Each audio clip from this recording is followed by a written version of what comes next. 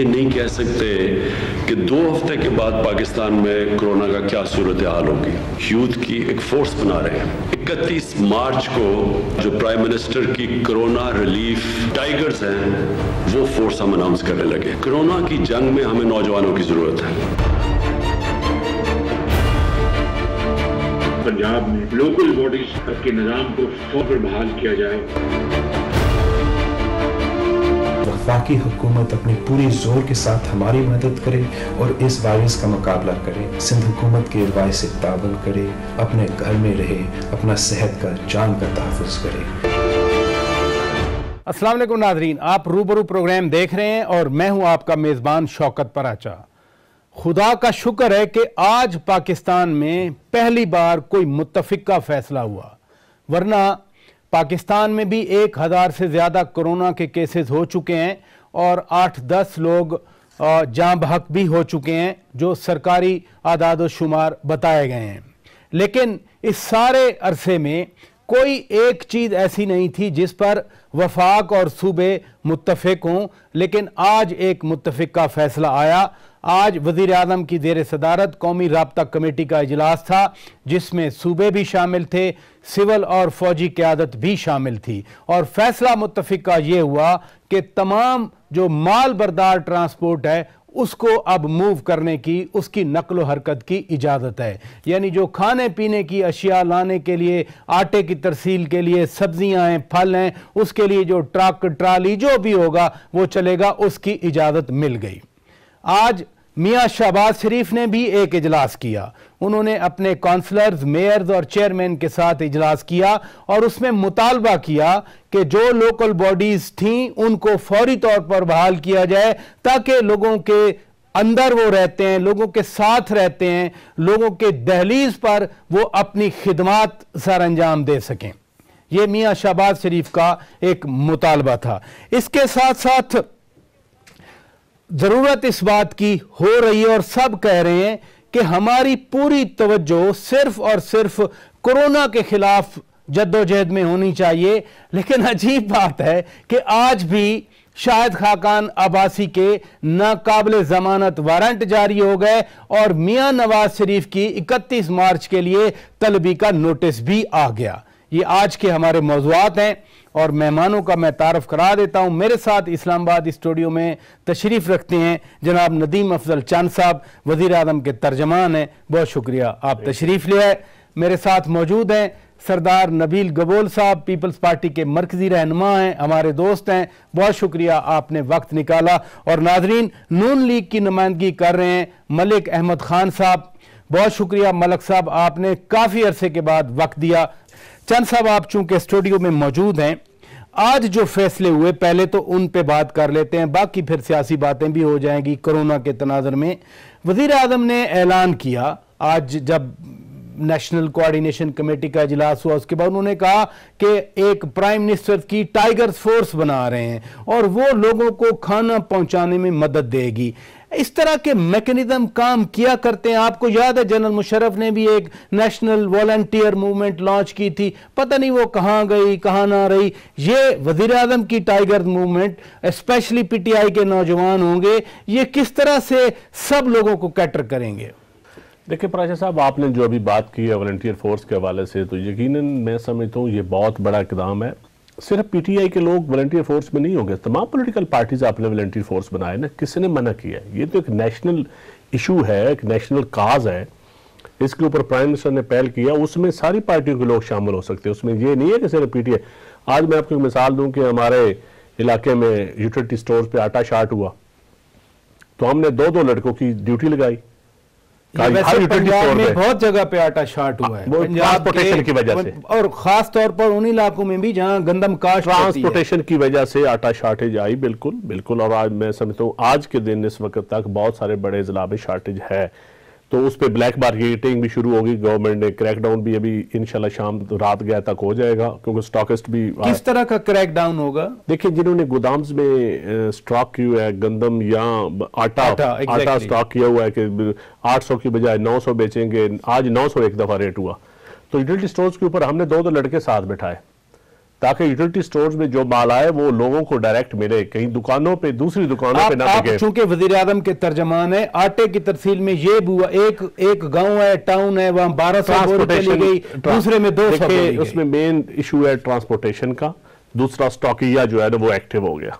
बदकिस्मती से स्टॉकिया को इस वक्त नहीं स्टॉक करना चाहिए था, इस वक्त सट्टा नहीं करना चाहिए था। जब मुल्क में एक ऐसा पूरी दुनिया में क्राइसिस चल रहा हो तो कुछ इंसानियत भी होती है।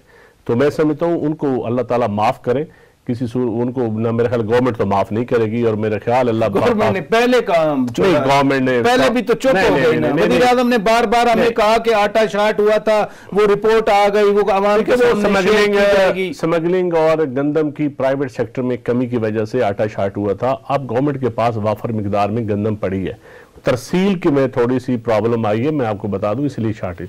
दूसरी जो आपने बात की वॉलंटियर फोर्स पे, मैं समझता हूँ ये अच्छा इकदाम है।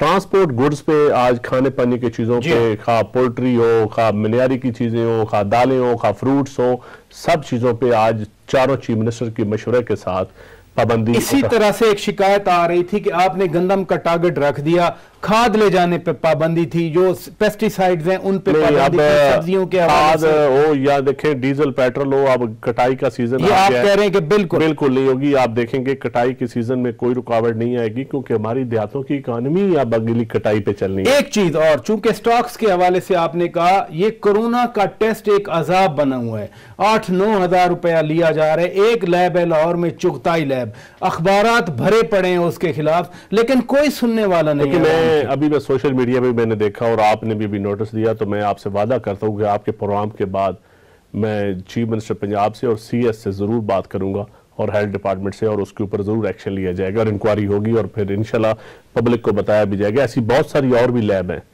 जो इस वक्त भी मैं समझता हूं कि मुनाफाखोरी के चक्रों में पड़े हुए हैं, उनको इंसानियत कम और मुनाफा ज्यादा नजर आता है। चलें इधर रुकिएगा। सरदार नबील गबोर साहब, आज के फैसलों के हवाले से हम बात कर रहे हैं। वजीर आजम ने आज कह दिया कि कोई स्टैंडर्ड रिस्पांस नहीं होता इस तरह की जब वबा आ जाए, और शुरू में उन्होंने कहा कि सूबों का और रवैया था, कुछ सूबों का और रवैया था, यानी यूनानिमस नहीं था। कम अज कम इतना तो होता कि स्क्रीनिंग के हवाले से, अराइवल के हवाले से तो एक हम मैकेनिज्म बना लेते। जनवरी से केसेस शुरू हुए थे, हम आज भी पूरी तरह स्क्रीनिंग उस तरह से नहीं कर रहे, टेस्टों में प्रॉब्लम हो रही है। खुद वजीर आजम फरमा रहे हैं कि 70% कोरोना के केसेस वो ईरान से आए, आपका सूबा ज्यादा मुतासर हुआ। आज की वजाहत आप कबूल करते हैं, आप इत्तफाक करते हैं? देखिए, मैं इस कोरोना वायरस को सियासत की नजर बिल्कुल नहीं करूंगा, क्योंकि हम समझते हैं कि जो भी हालात हुए हैं, कोरोना वायरस पाकिस्तान में आया कैसे, उसके पीछे कौन है, ये दुनिया को सबको पता चल गया, सब पाकिस्तानियों को पता चल गया। अगर ताफ्तान बॉर्डर सील होता तो ये कोरोना वायरस पाकिस्तान में भी नहीं आता। लेकिन हम आज की बात करेंगे, प्राइम मिनिस्टर ने ये इकदाम जो उठाया बहुत अच्छा इकदाम है कि आप ट्रांसपोर्ट को जो है उसका लॉकडाउन नहीं होना चाहिए। ट्रांसपोर्ट का जो जरूरी अशिया मार्केटों में उनका लॉकडाउन नहीं होना चाहिए। सिंध की हुकूमत ने जो फैसले लिए, हम इंतजार नहीं कर सकते। इमरजेंसी के बुनियाद पर हम बैठ के ये इंतजार करें कि जी प्राइम मिनिस्टर साहब जो है वो कह रहे हैं लॉकडाउन नहीं हो। मैं आपको ये कह सकता हूं, ऑफिशियली तो नहीं कह सकता हूं, लेकिन सिंध गवर्नमेंट शायद कल परसों तक ऑफिशियली ये अनाउंस करे कि हम वाहिद सूबा हैं जो कामयाब हुए हैं इस लॉकडाउन की वजह से, जो कामयाब हुए हैं कोरोना वायरस को रोका है कम से कम। यानी आप ये फरमा रहे हैं कि आप ये कह रहे हैं कि सिंध गवर्नमेंट अब कामयाब हो चुकी है और 1-2 दिनों में ऐलान भी हो जाएगा कि कोरोना वायरस जैसे चीन ने वुहान पे कंट्रोल किया है, सिंध हुकूमत ने कराची, हैदराबाद, सखर, नवाबशाह, दादू, मोरो हर जगह पे कंट्रोल कर लिया है। देखिए, अल्हम्दुलिल्लाह, बिल्कुल मैं समझता हूं कि हम इस जंग में कोरोना वायरस के मुकाबले में हम उनसे दूसरे सूबों से हम ज्यादा बेहतर हमारी जो है परफॉर्मेंस रही है। अगर आप देख लें कि मतलब 48 घंटे में अगर 20 केसेस हुए हैं तो 48 घंटे में जो सिर्फ कराची की आबादी है वो आपको पता है कि 2 करोड़ से ज्यादा की आबादी है, बल्कि मैं तो कहूँगा 5 करोड़ की आबादी है। जी हाँ। कराची के अंदर सिर्फ कराची के अंदर जो है 48 घंटे में अगर 7 से 8 केसेस सामने आते हैं तो ये कामयाबी है। अगर आप कंपेयर करें न्यूयॉर्क को, तो न्यूयॉर्क में इस वक्त पूरे यूनाइटेड स्टेट्स ऑफ अमेरिका में 85,000 केसेस हो गए हैं। और अगर आप न्यूयॉर्क में देखें तो न्यूयॉर्क के अंदर तकरीबन 30,000 केसेस सिर्फ न्यूयॉर्क सिटी में हो गए। तो मैं समझता हूं ये सिंध की और ये सिंध हुकूमत के जो मुराद अली शाह चीफ मिनिस्टर, जिस तरीके से उन्होंने मेहनत करके पूरी सिंध गवर्नमेंट के रिसोर्सेज इस्तेमाल करके हमने जो ये कामयाबी हासिल की, मैं इसको कामयाबी जरूर कहूंगा, ऐलान जरूर हमारे चीफ मिनिस्टर साहब खुद करेंगे। हमने कोरोना वायरस को रोकने में काफी हद तक कामयाब हुए। इधर रुकिएगा अहमद खान साहब, मैं आपकी तरफ आता हूं। कल से यानी अब गुड्स ट्रांसपोर्ट पर पाबंदी हट गई, खाने पीने की अशिया आगे आएगी। और चूंकि आप पंजाब में बैठे हैं, आटा शार्टेज के हवाले से लोग हमें भी कह रहे थे, डिस्ट्रीब्यूशन के हवाले से जो डिस्क्रिमिनेशन है, तफरीक है, उसका भी बता रहे थे। लेकिन यहां यह भी नुक्ता पैदा होता है कि आटा भी आ जाए, गंदम भी आ जाए, सब्जियां भी आ जाए, फ्रूट्स भी आ जाए, लोगों की वेजेस खत्म हो गई, लोगों की नौकरियां चली गई, लोगों का काम बंद हो गया। आटा आ जाए, गंदम आ जाए, पैसे नहीं होंगे तो क्या करेंगे लोग? जी पैसा, आपका बहुत शुक्रिया। लेकिन सर, ये जहां से हमें बात शुरू करनी चाहिए वो ये है कि ये एक मुसीबत का वक्त है, एक मुश्किल घड़ी है। और ये मैं नहीं समझता कि कोई जिंदगी एज यूजुअल या नॉर्मल लाइफ होगी। इसमें बहुत सारी मुश्किलात, और वो मुश्किलात जिनको कभी हमने पहले इस तरह से परसीव भी नहीं किया था कि इनको टैकल कैसे करना है। मतलब ये एक हमारी सिविक लाइफ की जिद है कि हम पार्टिसिपेशन के बजाय आइसोलेशन में जा रहे हैं। ये जिद है कि हम कारोबार चलाने के बजाय उनको बंद करने की बात कर रहे हैं। तो ये इटसेल्फ एक बहुत बड़ी मुश्किल है। यानी ये दो बुनियादी बातें अगर हम सामने रख लें तो इससे हमें अंदाजा है कि हम एक मुश्किल वक्त में हैं और पता नहीं ये कितनी देर है। ये आइसोलेशन की जो और लॉकडाउन की पॉलिसी है, ये वर्ल्ड बेस्ट अडॉप्टेड प्रैक्टिसेस में से एक है। और इसमें चीन ने, आज मैंने वजीर आजम साहब की मंतक सुनी, उन्होंने कहा कि चीन के साथ हम इसलिए, क्योंकि वो डोर स्टेप तक सारी फैसिलिटीज जो जरूर इशाए खुर्दोनोश हैं या जरूरत की चीजें उनके दरवाजे तक पहुंचाते रहे अपने सिटीजन्स के। ये दुरुस्त है बात कि चीन की हमारे से इकोनॉमी और मामलात बेहतर हैं, लेकिन ये बात भी तय है कि इसका जो फैलाव है, इस वबा ने जो फैलना था, उसको रोकने के लिए इसके सिवा और कोई तरीका भी नहीं। सो बुनियादी तौर पे जब आपने चीजें तय करनी है तो पहले आपने इसकी प्रिवेंटिव मेजर जो लेनी थी वो इसके वबा को फैलने से रोकने के लिए नहीं। और फिर जो थी ये बंदोबस्त, आपका इंतजाम क्या होगा कि आप अगर वॉलंटियर टाइगर्स अपने बनाना चाहते हैं तो उसकी एक जामे हिकमत अमली आप तरतीब पहले दे चुके होते, अब देंगे तो उसके असरात कुछ और होंगे। और वो भी 31 को फाल होंगे। ये जो टाइगर फोर्स है ये 31 को आएगी। मैं सर वही कह रहा हूँ ना। देखिए, मैं इसको मेरा मसला ये है कि हमें बुनियादी बातों को पहले तय करना है। पहले ये बीमारी फैलने से रोकें।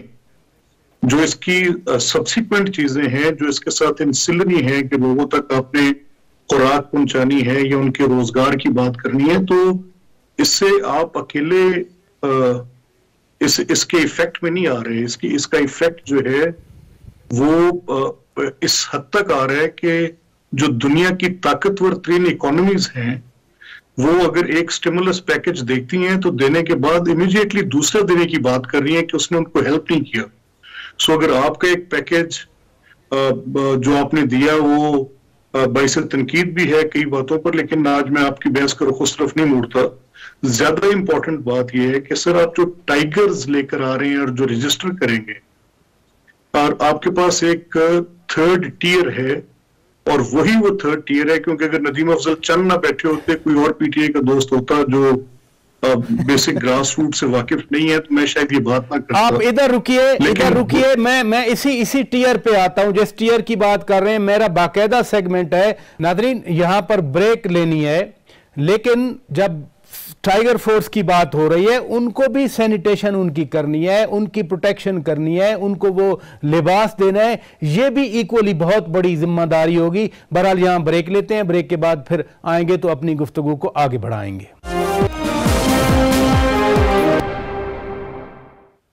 वेलकम बैक नाजरीन, रूबरू प्रोग्राम आप देख रहे हैं और हम बात कर रहे हैं कोरोना के खिलाफ पाकिस्तान की स्ट्रगल जारी है। सरदार नबील गबोल साहब कह रहे हैं कि सिंध कंट्रोल कर चुका है और अल्हम्दुलिल्लाह अगर ये बात है तो पाकिस्तान की कामयाबी है। जो सिंध लीड कर रहा था और सब मानते हैं कि सूबा सिंध ने बड़े अच्छे फैसले किए, लीड किया, और अगर कल परसों वाकई ऐलान आ जाता है तो खुदा का शुक्र अदा करेंगे। चंद साहब, ये जो 3rd ईयर की बात हुई, मलक साहब भी ये कह रहे थे, आप खुद बेहतर समझते हैं और उन्होंने कॉम्प्लीमेंट भी दिया आपको कि अगर आपके बगैर कोई होता तो शायद उनको समझ नहीं आती। काउंसलर हर मोहल्ले हर गली से वाकिफ होता है, उसको पता है किसके घर में रात का खाना पक रहा है, किसके घर में नहीं पक रहा। फिर उससे ऊपर डिप्टी चेयरमैन यूनियन के, उस इलाके के चेयरमैन, फिर मेयर आ जाते हैं शहरों के। वो सिस्टम वाइंड अप कर दिया गया।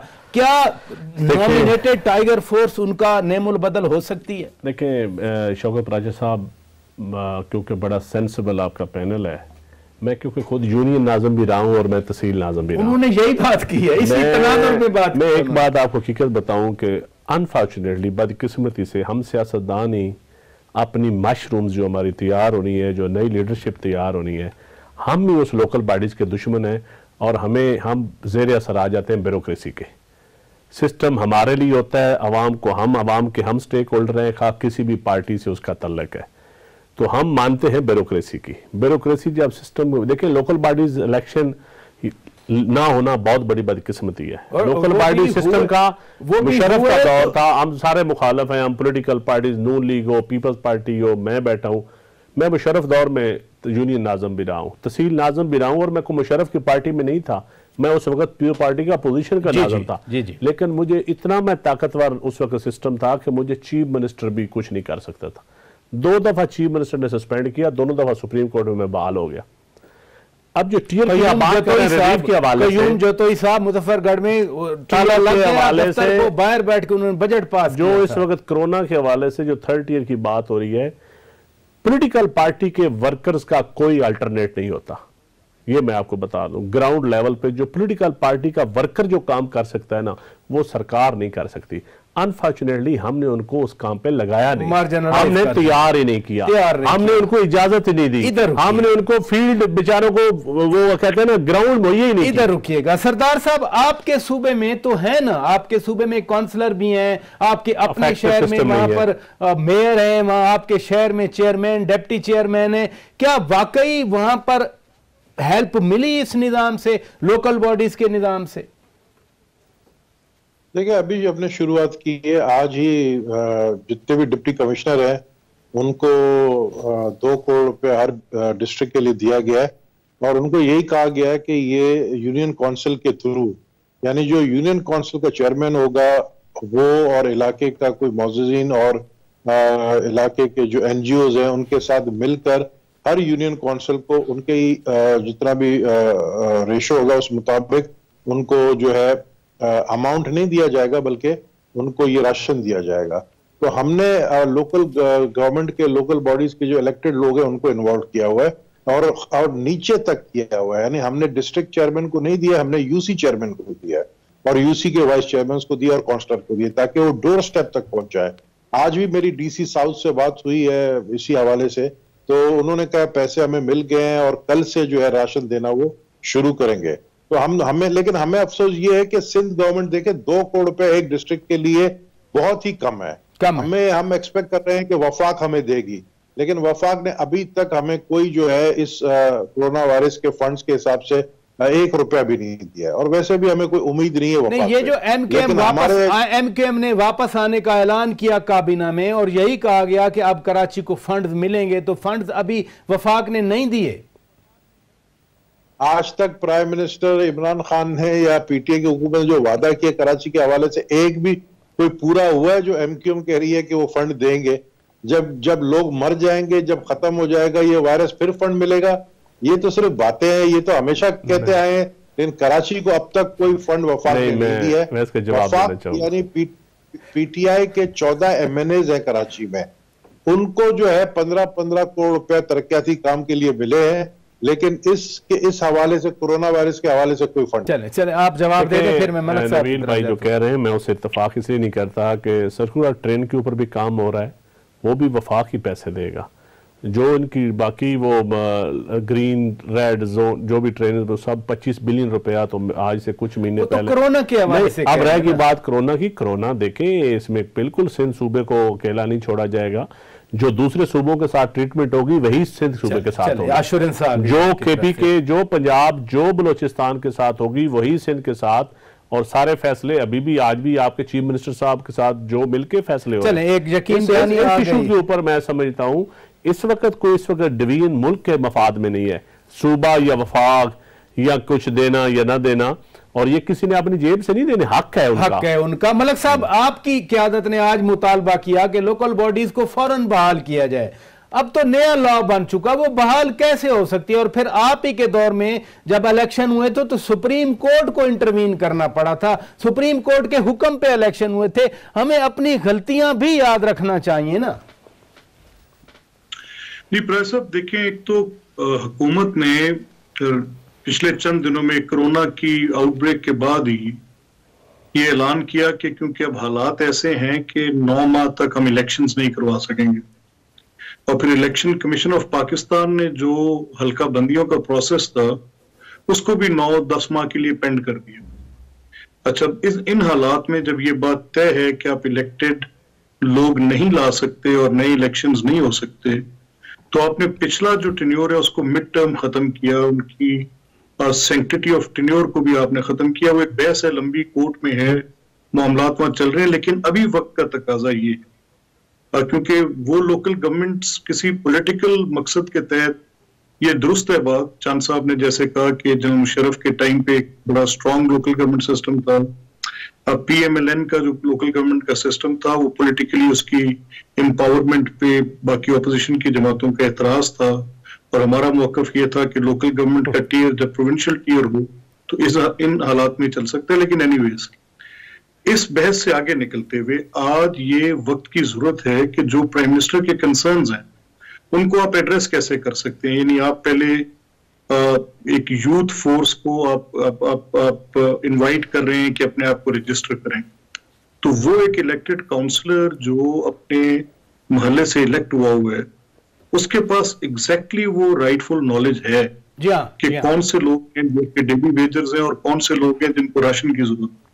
तो ये 2 मसाइल तो आपके वो हल कर सकते हैं जो कि एग्जिस्टिंग इंफ्रास्ट्रक्चर है आपका, उसमें सिर्फ आपका एक एग्जीक्यूटिव ऑर्डर रिक्वायर्ड है और उसके साथ आप उसको फॉर द टाइम बीइंग कर दें। आप ये कर लें कि आपका भी नया निजाम जो है वो ये वर्क फोर्स नहीं रखता साथ, और आपको सिर्फ अपने यूनियन काउंसिल के सेक्रेटरी यानी 2 आदमियों तक महदूद होना पड़ता है, और चे जाए कि आपके पास कोई 20 से 22 उन अफराद की 25,000 के एक छोटे यूनिट के ऊपर एक एक्सेसिबिलिटी बन जाएगी जो कि इस निजाम से वाकिफ है और जो आपकी इस मुश्किल को दूर कर सकते हैं।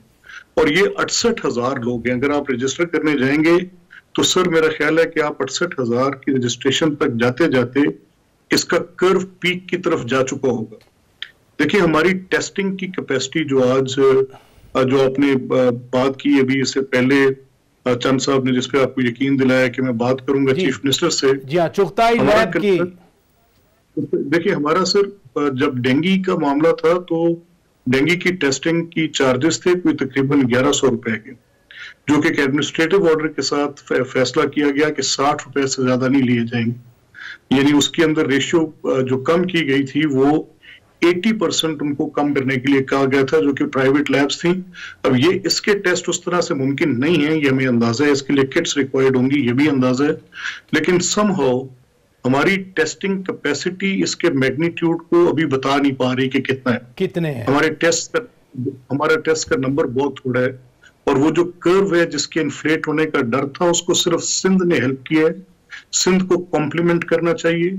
मुराद अली शाह ने बहुत ही जबरदस्त लीडिंग ये रोल तो लिया है। खैर सब कर रहे हैं कॉम्प्लीमेंट, मलक साहब सब कर रहे हैं, जो पीपल्स पार्टी के मुखालिफ हैं वो भी मान रहे हैं। इधर रुकिएगा, इधर रुकिएगा, मुझे ब्रेक लेना है मलक साहब। ब्रेक के बाद नादरीन जब वापस आएंगे हम बात करेंगे कि आखिर ऐसी क्या क़यामत आ गई थी जब हर कोई कह रहे हैं, चंद साहब भी अभी फरमा रहे थे कि तवज्जो कोरोना पर रखना चाहिए, फिर पॉलिटिकल बातें आ गई, अरेस्ट वारंट आ गए और नोटिस भी जारी हो गए। क्या वजूहात हैं, ब्रेक के बाद बात करेंगे। वेलकम बैक नादरीन, रूबरू प्रोग्राम आप देख रहे हैं और हम बात कर रहे हैं मुल्क के अंदर कोरोना के हवाले से हुकूमती इकदामात हैं, सूबों के इकदामात हैं और फिर कुछ ऐसी डेवलपमेंट्स भी हो रही हैं जो कतन उस इंप्रेशन की, उस तासर की नफी करते हैं कि हम सब मिलकर कोरोना का मुकाबला कर रहे हैं। मलक साहब, आपके एक लीडर साबिक वज़ीर आज़म शाहिद खाकान अब्बासी के खिलाफ आज नाकाबिल जमानत अरेस्ट वारंट आ गए, जिसे आपके कायद, आपके सदर मियां शहबाज शरीफ कह रहे थे कि ये जी इमरान खान का जाती अनाद है उनके खिलाफ। एक अदालत का मामला था, एक अदालत ने दे दिया वारंट, तो मियां साहब, मियां नवाज शरीफ की नोटिस भी चली गई तलबी की 31 मार्च के लिए। ये चीजें तो फिर चलेंगी? नहीं जी, हम ये तवक्को भी नहीं कर रहे। हम ये जरूर जानते हैं, इस वक्त हम चाहते थे कि एक नेशनल यूनिटी की फिजा फोर्ज हो और हम चाहते थे कि कोई पॉलिटिकल विल ऐसी नजर आनी चाहिए जिसके साथ हम फॉर द टाइम बीइंग सिर्फ इस कोरोना के साथ नबर्द आजमा हो। लेकिन बहरहाल एनीवेज ये कोई बड़ी बात नहीं है, एक छोड़ के 10 नोटिस दें।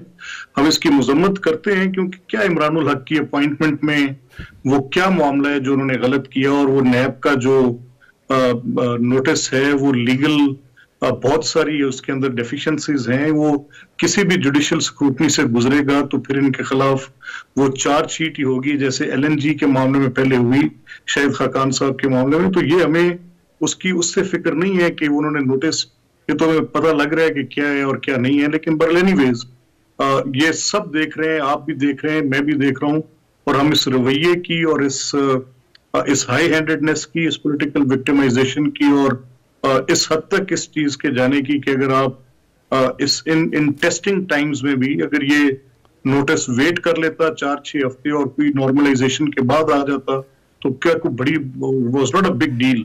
इधर रुकिएगा मलक साहब, इधर रुकिएगा। सरदार साहब, मैं आपकी तरफ आता हूं। यहां इस्लामाबाद में हम देख रहे थे, इस्लामाबाद हाई कोर्ट ने कोई 25-26 लोगों को, 27 लोगों को रिहा किया, वो अंडर ट्रायल थे और इस वजह से कि कोरोना का खतरा है वो जेल में ना जाएं। आला अदालतें इतनी आला जरफी का मुजाहरा कर रही हैं। क्या वाकई शाहिद खाकान अब्बासी को जेल भेजना मकसूद है, उनकी गिरफ्तारी मकसूद है? एक कॉमन सेंस की बात है कि एक ऐसे मौके पे जहाज भी नहीं चल रहे, बसें भी नहीं चल रही, ट्रेनें भी नहीं चल रही, अपनी गाड़ियां भी 1-2 सवारियां लेके लोगों को इजाजत है, तो ये क्यों नाकाबिले जमानत वारंट गिरफ्तारी है आज? देखिए, अफसोस होता है कि जहां पर पूरी कौम जो है इस वक्त परेशान है और सियासत भी भूल गई है और जितनी भी पाकिस्तानी कौम है वो मतलब ये नहीं सोच रही कि वो किस जमात से हैं यहाँ पर, लेकिन फिर भी हमारी हुकूमत जो है, हमारे हुक्मरान यही सोच रहे हैं कि ऑपोजिशन को इस क्राइसिस में भी जो है तंग किया जाए। आपने शाहिद खाकान अब्बासी को पहले भी 6 महीने जेल में डाला, अभी दोबारा डाल देंगे, कौन सी बड़ी बात होगी। लेकिन बात यह है कि देखें, हमें इस वक्त इस तरह की हरकतें जो ये मौजूदा हुकूमत कर रही है, आपके अपने, यानी आप सोचें कि इस क्राइसिस में आपका जो रोल रहा है, आप इस वक्त और ज्यादा मजीद अनपॉपुलर हो गए हैं। इस वक्त जो इकॉनमी की सूरत हाल है, इस क्राइसिस के वजह से पाकिस्तान के अंदर जो है आने वाले दिनों में मुझे नजर आ रहा है कि लोग राशन की दुकानों के बाहर शायद रश लगा के, शायद तोड़-फोड़ करके जो है जबरदस्ती सामान उठा के ले जाए। ऐसे हालात इकोनॉमिकली नजर आ रहे हैं आने वाले दिनों में। तो ऐसे हालात में फिर आप जो है कहते हैं कि जी फिलहाल जो है करप्ट है, फिलहाल को जो है दोबारा पकड़ लो। जैसे आपने नवाज शरीफ के लिए बातें की, उसको आपने जाने दे दिया, आपने अंडर द टेबल डील आप लोग करते हो, फिर उसके बाद फिर कहते हो कि जी हमने जाने नहीं दिया, कोर्ट ने जाने दिया। तो इसलिए मैं सियासत नहीं करना चाहता हूं। बेहतर यह है कि इमरान खान इस वक्त सोचे कि कोरोना वायरस को किस तरह बंद किया जाए केज में।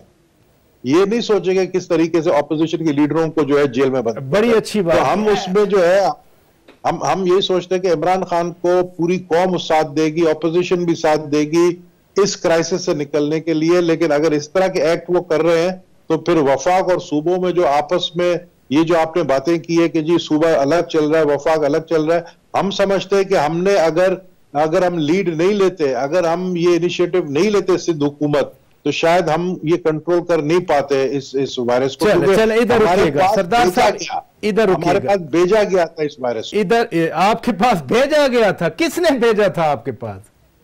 हमारे पास भेजा गया, ताफ्तान से भेजा गया, लोगों को बाकायदा ताफ्तान बॉर्डर खोलकर ताफ्तान में जिस हालत में रखा गया था, वो जो पहला वीडियो मेरे पास आया था, वो वीडियो जब मैंने ट्विटर पे शेयर किया, फिर टीवी मीडिया में भी आया, जिस तरीके से वहां से फिर वहां पर कोई सिक्योरिटी के इंतजाम नहीं थे बलूचिस्तान हुकूमत की तरफ से, वो सारे के सारे जो है सिंध में आए। तो तकरीबन 600 लोग जो है वो सिंध में आए और फिर वो बढ़ते बढ़ते जो है 1200 लोग हो गए। चल इधर रुकिएगा सरदार साहब, इधर रुकिएगा।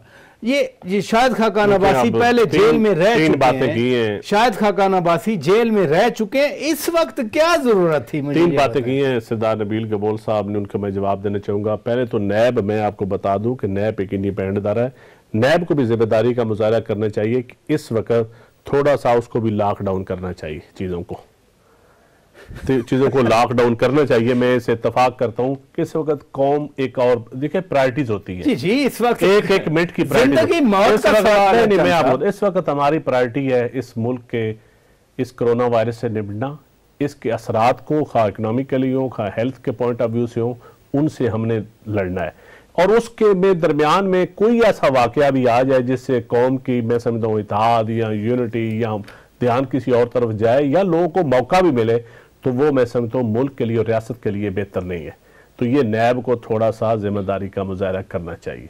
इसमें गवर्नमेंट का कोई रोल नहीं है, ठीक है, प्राइम मिनिस्टर की तरफ से या फेडरल गवर्नमेंट की तरफ से कोई ऐसे हिदायत नहीं है, ना कोई ऐसी कोई क़यामत आ जानी है कि एक महीने के लिए अगर नोटिस जो है वो जरा फ्रीज नवाज शरीफ के लिए लंदन नोटिस भी। अच्छा, दूसरी बात आगे मैं आपको बताऊं, दूसरी बात इन्होंने की कि देखें सिंध भी पाकिस्तान है और ये सारा ये कहना कि तफ्तान से आया है, तफ्तान के ऊपर फिर एक सियासत की जा रही है, ये मुनासिब नहीं है। वज़ीर आज़म साहब ने खुद आज कहा 70% उन्होंने कहा उधर से, और उन्होंने कहा 70%, लेकिन मैं उस पर देखना कि वहां मिसमैनेजमेंट की, मैं कहता हूँ मुकम्मल इंक्वायरी होनी चाहिए, ठीक है, कि वो लोग क्यों मिसमैनेजमेंट, और मैं समझता हूँ ये ब्यूरोक्रेसी का फॉल्ट था, इसमें ब्यूरोक्रेसी का फॉल्ट था और इस पर बिल्कुल लेकिन वो इंक्वायरी का भी टाइम नहीं है। ठीक है, ये हम इस क्राइसिस से गुजर जाएं, खैर फील से मौला करम करे, ये मुल्क, ये अवाम इस क्राइसिस से निकले, इस आफत से निपटे, उसके बाद फिर बाकी इंक्वायरियां सारी चीजें वो बाद में चलता रहेगा। वो हम यहाँ होंगे, सियासत भी करेंगे, अकाउंटेबिलिटी भी करेंगे, इंतखाबात भी होंगे, लोकल बॉडीज भी होंगे, सारे काम होंगे और इंशाल्लाह मैं समझता हूँ अब फिलहाल हमारा नंबर 1 टारगेट कोरोना रिलीफ, अवाम को रिलीफ, लोगों को रिलीफ, पीने की अशिया। और तीसरी बात जो नबील साहब ने की कि ऐसा वक्त आने वाला है कि ऐसा कोई वक्त नहीं इंशाल्लाह आएगा, ये एक जरी मुल्क है, यहाँ आप कुछ दे ना दे, रियासत दे ना दे, इंशाल्लाह लोग भूखे नहीं मरेंगे। बहुत शुक्रिया। हमारी आवाम चैरिटी करना भी जानती है, एक दूसरे के रिश्तेदारों को, अपने दोस्तों को, आवाम को संभालना भी जानती है। सब यही दुआ करते हैं कि अल्लाह ताला ऐसा वक्त ले आए कि कोरोना भी कंट्रोल हो जाए और खुदा न खास्ता पाकिस्तान में मसाइल भी ऐसे न हो। बहुत शुक्रिया नदीम अफजल चंद साहब, आपने वक्त निकाला। सरदार नबील गबोल साहब, बहुत शुक्रिया, आपने वक्त निकाला। मलक अहमद खान साहब, बहुत शुक्रिया, आपने वक्त दिया। नादरीन, अपने मेजबान शौकत पराचों को इजाजत दीजिए। खुदा हाफिज।